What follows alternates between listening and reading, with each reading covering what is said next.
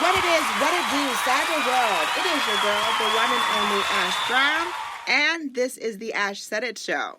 I appreciate all of the love and support.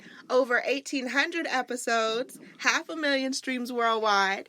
None of this is possible without you guys, so I thank you so very much. Today, we are joined by the wonderful author of Accidental Sisters, the story of my 52-year wait to meet my biological sibling, the ultra-talented Katherine Linn Caire. Hey, Katherine. Hi, Ash. Thank you for having me. Oh, thank you so much for joining us, Katherine. Now, a little birdie told me, Katherine, that you're in the ATL this weekend. Is that true? I am. Ooh, okay. Yes. All right. So glad to be here.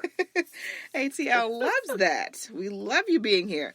All right, Katherine. So, to start things off, I want to talk about the inspiration behind this incredible book that you just wrote.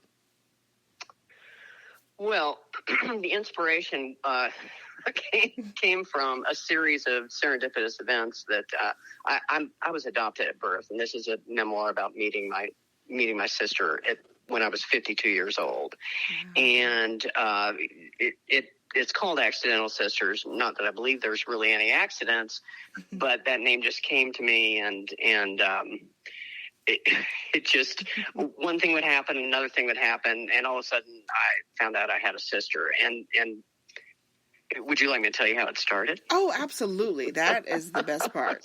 So I was adopted at birth, and I've always said, for decades, I've always said I won the adoption lottery. I loved my parents dearly. I had great parents, great grandparents. I grew up with one adopted sibling, my brother, and I never really thought about looking for any of my biological relatives. And I guess in my myopic mind, I just thought that was because why would I? I'd hit the jackpot. I had this great family. I don't even know if I really even thought through it that much. But all of a sudden, I'm 52 years old. I'm sitting there late one night. I'm thinking, oh my gosh, my husband Don and I have 3 daughters, and they were all approaching adulthood. So the youngest was 18, 21, 24.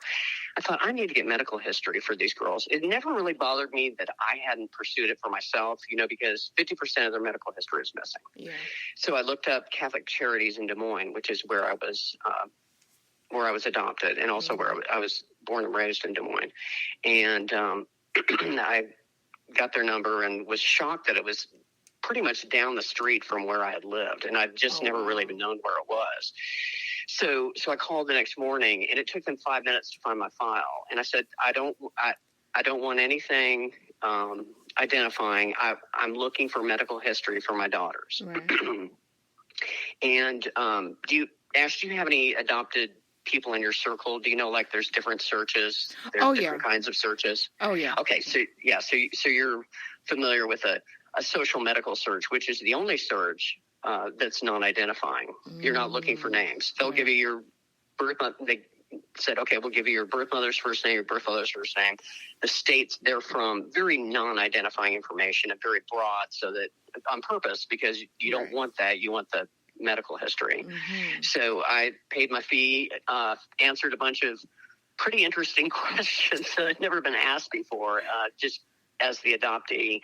And she said, you'll get the information in the mail in about a week. And 5 days later, I went down to the mailbox, opened it up, was a little surprised. It was a pretty good size envelope. And I opened it up, and there were, just about a page and a half of medical history and first names of the parents. And then I was shocked to find these copies of my parents', like the old-fashioned typewriter.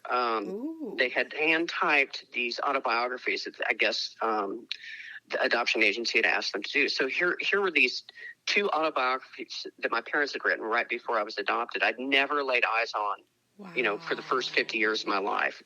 And I don't know why they hadn't mentioned them to me, because they were just absolutely precious. I just, just reaching out, trying to tell this agency why they would make fabulous adoptive parents. And it was very heartwarming to look at them.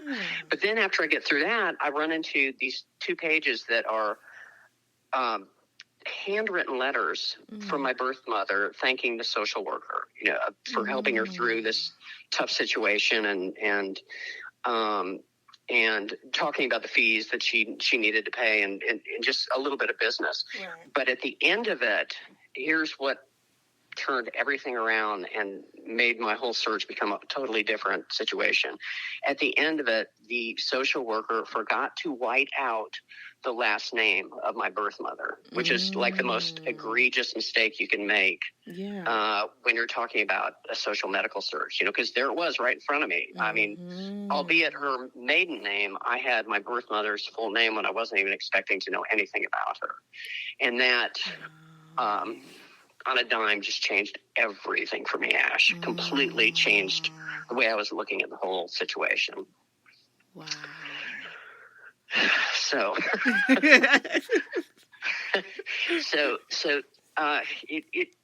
there were a series of events after that. Once I knew that she was out there, as I said, I just did a 180, and I jumped on my laptop and couldn't stop looking for this person who had given me up for adoption in the end of 1959. I was born in September of 59. And I just was running into dead ends. So then my daughters saw what was going on, and guess what? It was right before Mother's Day of 2012. And so they said, well, how would you like it if we called the agency and asked them to do a birth mother search as a gift for you for Mother's Day from the three of us. And it just brought me to tears. It was such a sweet gesture, on their part to do that. And so that's what we did. And it was a tough road from there, Ash, because the social worker kept looking for siblings, parents, anything of my birth mother, and was running into dead ends. And another little God wink came along when she found the married name of my birth mother's youngest sister. And she called an old landline that had been, this sister and her husband had lived in the same house in a little town in Illinois for decades. And she called this landline. And right at that moment, the daughter, who, of course, is now my cousin, because this is the aunt's house, happens to walk in at that moment to check on her dad, who never answers the phone. So she walks in and picks up the phone, and my social worker at Catholic Charities introduces herself, and she says, I'm from Catholic Charities in Des Moines. And she said, Kathy, this social worker tells me this later. She goes, I've been doing this for decades. I've never gotten the response that I got at that moment. Jill answers the phone. I tell her who I am and that I'm from Catholic Charities. And she said, there's only one reason you'd be calling from Catholic Charities. My aunt gave up a baby girl for adoption in the end of 1959, and only 3 people in our family knew, and I'm one of them. What? Oh my gosh, this has got me off the edge of my seat. I can't wait. I'm sorry. I'm just saying, there's just a series of serendipitous events that happen in this thing. And I'm sure there's some adoption discovery story out there that doesn't involve a DNA test. But I'm just telling you, all these things fell into place for me to find my sister that had nothing to do with a DNA test. It's stuff like Jill walking in the door and answering the phone right when Catholic Charities calls. Wow. That's why I had to write the story. Yeah, you absolutely did. Yeah, wow. Yeah. That is incredible. Now, we don't want to give away the whole story. You guys still need to go and get the book. Speaking of which, you're actually going to be in a little city called Suwanee, Georgia this weekend, Katherine. Yes, I am. I'm so excited. Yes. So you're actually going to be at Read It Again in Suwanee, correct? Yes, Read It Again Books in Suwanee on what do we decide? I think it's on Peachtree Parkway. Yeah. And in Suwanee, and I'll be there from 12 to 2 on Saturday, signing books. Okay. And anyway, I'm really excited. Yes, this is my first Atlanta signing, and I'm really happy to be here. Absolutely. Well, we're glad that you decided to put us on the stop. We appreciate that. Of course. Of course. I love the city. Yes. And last but certainly not least, Katherine, what do you want readers to get from this book? Well, I did a 180, as I told you, Ash. I mean, I thought, I don't want to know who these people are. That I have a mother, I have a father, I have a family. I am not looking for another mother, father, sister, brother, what have you, you know? And what I would like to say to anybody who reads this book is, don't be so sure you know, when it comes to matters of the heart, that you know exactly how you feel about something until you're presented with a situation. Because I am telling you, I was shocked at my reaction. Shocked. And in fact, when that all happened, and I called the social worker back, she said, okay, it was Friday afternoon, Ash. So she said, okay, you're all of a sudden you're changing your mind and you want to find out who this woman is, and pursue this and find out about other biological. She goes, it's a Friday afternoon. Why don't you take the weekend to think about it? I said, I've already thought about it. It took me 1 minute.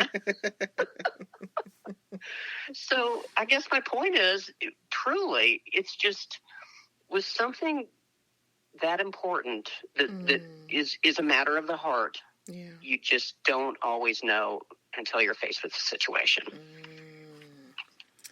I love that. Absolutely love that. Katherine, let everyone know the best way to get more information about the book and where they can pick it up.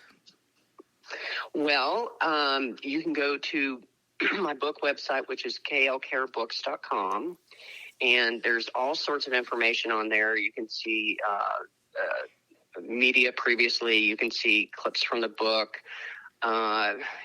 It's just, there's a lot you can see there. You can also see all the different places that it can be purchased.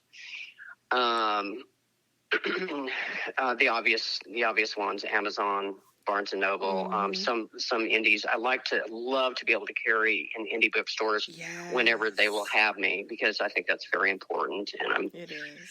You know, I'm thrilled about that. And I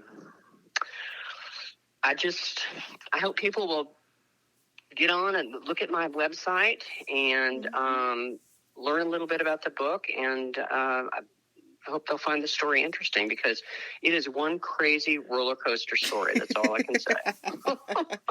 One crazy story after another, but incredible story to share with the world. So thank you for writing it, because, we all have these crazy things that happen to us in life, but sometimes, to put it in book form, you never know how it's going to bless someone else.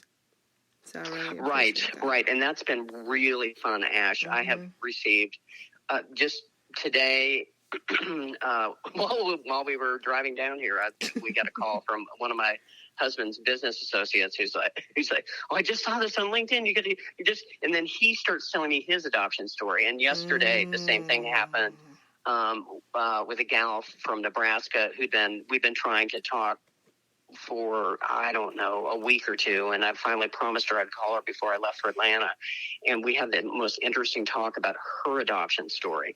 And I think, most people aren't writers, but everybody has a story. And especially when it hits home with them, no matter where they are in the adoption triad, it definitely hits home. And I'm also glad to say that there are a lot of people that have reached out to me that have never been in the adoption triad, but just enjoyed the story. And I really, that makes me feel wonderful. Absolutely. So, Katherine, thank you so much for joining us today. I am honored. I'm so thankful that I finally got you, because, you're a hard lady to catch sometimes. But I'm glad I'm so glad we got to talk finally. Absolutely. It's been such a blessing. And I appreciate each and every one of you guys. Thank you so much for all of your love and support. Keeping in mind, anyone to tell you that you can't do what you want to do, you look them square in the face, you tell them, don't believe me, just watch. Watch what I do. Watch me make it happen. Watch me make history. That's what we're doing this for, the history books. Social media is nice, but real life is so much better. Until next time, you guys.